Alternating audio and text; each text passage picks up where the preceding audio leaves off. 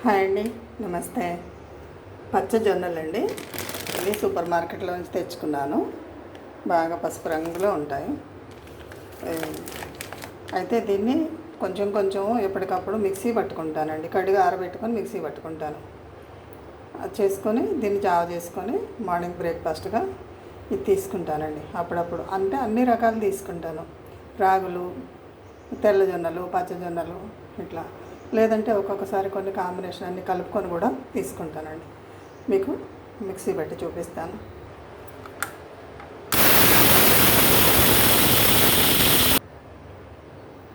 ఇలా మిక్సీలో రవ్వగా పట్టుకోవాలండి.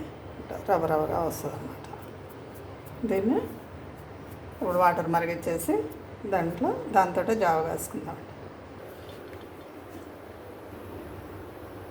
గ్లాస్కి ఒక టూ స్పూన్స్ వాటర్లో కలుపుకొని నీరు మరుగుతుంటే వేసుకుంటే బాగుంటుందండి.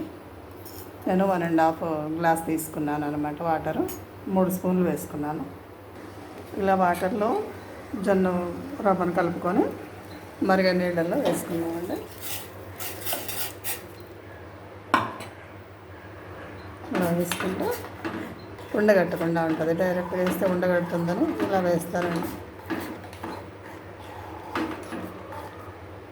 చక్కగా కొంచెంసేపు ఉడకనిద్దాం. చక్కగా ఉడుకుతుందండి. బాగా మెత్తగా ఉడికితే అరుగుదల కూడా బాగుంటుంది.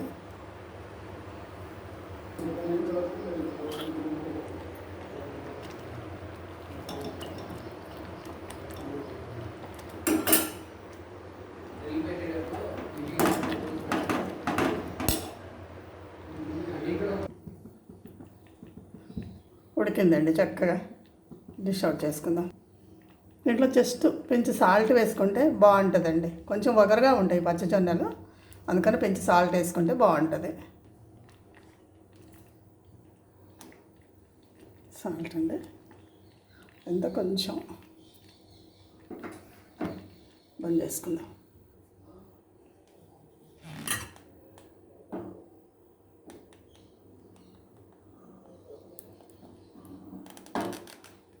దీంట్లో పెరుగు వేసుకుంటే కూడా బాగుంటుందండి. కథ పెరుగు లేదు, అందుకే వేయలేదు నేను. కలర్ఫుల్గా జొన్న జావ రెడీ అయిపోయిందండి. టేస్ట్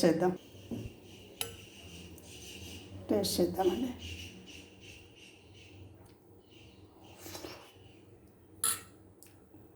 చాలా బాగుందండి, కమ్మగా చాలా బాగుంది.